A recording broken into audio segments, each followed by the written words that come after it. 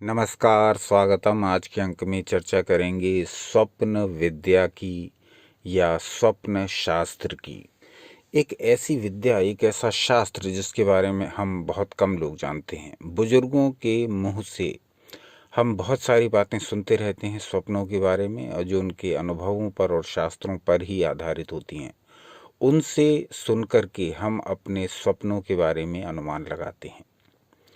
लेकिन क्या हमको पता भी है कि स्वप्नों के विषय में हमारे ऋषि मुनियों ने बहुत गहरी रिसर्च की, पूरा स्वप्न शास्त्र लिख डाला, जिसके मूल श्लोक हमें प्राप्त हुए हैं।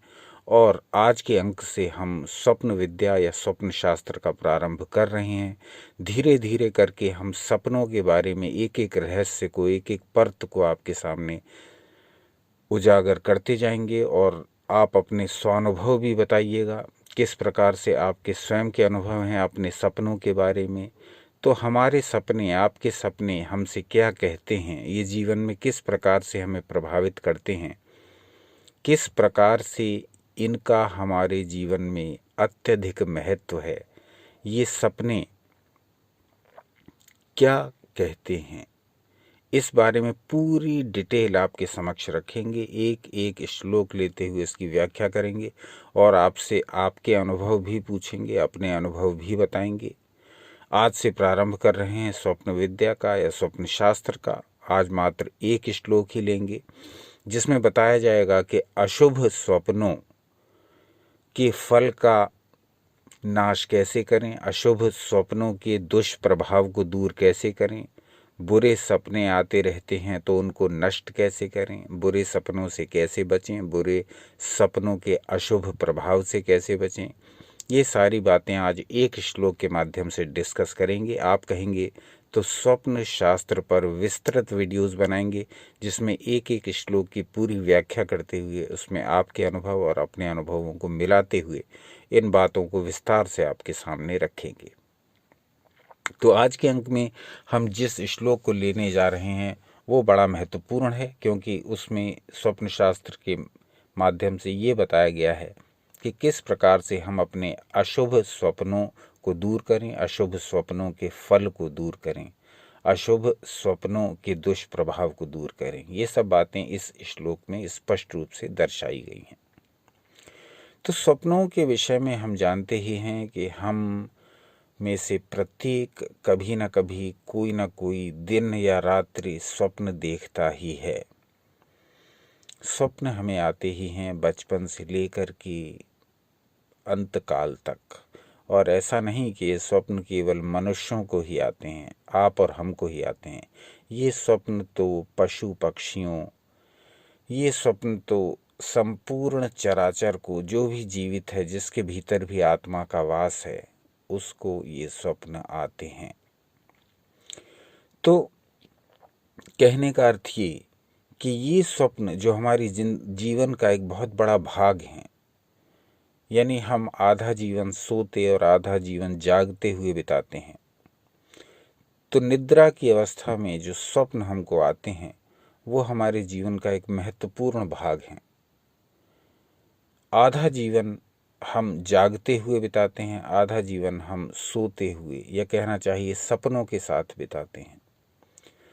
तो ये स्वप्न हमारे जीवन का एक बहुत बड़ा हिस्सा हैं, एक बहुत बड़ा भाग हैं और एक बड़ा महत्वपूर्ण भाग है। इन सपनों के बारे में हम जितना अधिक से अधिक जानें उतना ही हमारे लिए लाभदायक होगा, उतना ही हमारे लिए अच्छा होगा, क्योंकि ये हमारे जीवन का एक बहुत बड़ा हिस्सा हैं।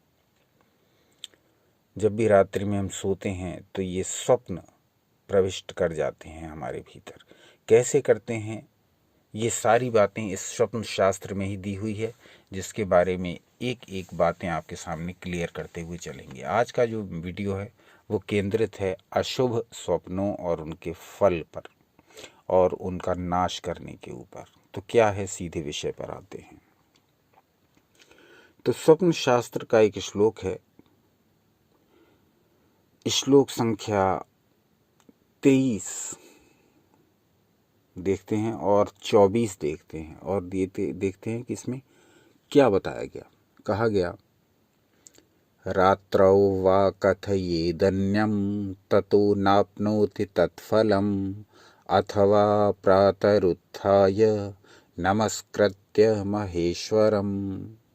इसके तुरंत बाद के श्लोक 24 में कहा गया, त्वलस्या अग्रतः प्रोच्य प्राप्नुयात् न हि तत्फलम् देवानां च गुरूणां च स्मृतिदुःस्वप्ननाशिनी। तो ये जो 23वें और 24वें श्लोक हैं, इनका जो अर्थ है वो जान लेते हैं। हम में से प्रत्येक को कभी न कभी दुस्वप्न, बुरे स्वप्न, अशुभ स्वप्न और हमें डराने वाले स्वप्न आते ही रहते हैं। स्वप्नों के विषय में बड़ी विस्तृत व्याख्या है इस शास्त्र में, आपके सामने रखेंगे। आज मूल जो केंद्रित रहेगा वीडियो, वो केवल अशुभ सपने, बुरे सपने, डरावने सपनों पर। तो इन 2 श्लोकों का जो अर्थ है वो ठीक से हम समझ लें। ये हमारे बड़े काम के श्लोक हैं, क्योंकि जिन लोगों को बुरे सपनों से डर लगता है, जो लोग चाहते हैं कि मुझे अशुभ स्वप्न ना आए, उनके लिए ये श्लोक बड़े काम के सिद्ध होंगे।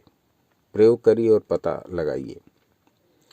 यहाँ कहा गया है कि अशुभ स्वप्न को रात्रि में ही किसी दूसरे व्यक्ति से कह देना चाहिए। ऐसा करने के पश्चात उसका अशुभ फल नहीं मिलता। तो जैसे ही मैंने या आपने रात में कोई अशुभ सपना देखा, तो आपको चाहिए कि रात्रि में ही उसको या तो जगा करके किसी को, या जो भी जगा हुआ हो उससे तुरंत उस स्वप्न को कह देना चाहिए। रात्रौ वा कथयेदन्यम ततो नाप्नोति तत्फलम, तब उसका फल नहीं मिलता। अथवा प्रातरुत्थाय नमस्कृत्य महेश्वरम, या प्रातः का, यदि आप रात में ऐसा नहीं कर पाएं कि किसी को अपना सपना सुना दें, तो फिर प्रातः काल उठ करके आप भगवान शिव को प्रणाम करें और उनसे अपने सपने को निवेदित कर दें कि मैंने रात्रि में ये अशुभ स्वप्न देखा था। ये दोनों ही प्रयोग अशुभ स्वप्न के फल को नष्ट करने वाले हैं। 24वां श्लोक देखें, इसमें क्या कहा गया। इसमें भी अशुभ स्वप्न के फल को नष्ट करने की बात कही गई है। कहा गया, तुलस्या अग्रतः प्रोच्य प्राप्नुयात् न हि तत्फलम् देवानां च गुरूणां च स्मृतिर्दुःस्वप्ननाशिनी। इसमें 2 प्रयोग बताए गए हैं। पहला है तुलस्या अग्रतः प्रोच्य प्राप्नुयात् न हि तत्फलम्, यानी आपने अगर रात में कोई अशुभ सपना देख लिया, बुरा सपना, डरावना सपना देख लिया, ऐसा सपना जिसे देख करके आपके दिल की धड़कनें बढ़ गई हैं, तो आपको चाहिए कि आप तुलसी के पौधे के आगे अपने इस सपने को सुना दें। तुलसी के पौधे को आप अपना ये अशुभ स्वप्न निवेदित कर दें, मैंने ये देखा था रात्रि में, उसका अशुभ फल तत्काल नष्ट होगा। दूसरा प्रयोग भी है, और वो है देवानां च गुरूणां च स्मृतिर्दुःस्वप्न नाशिनी।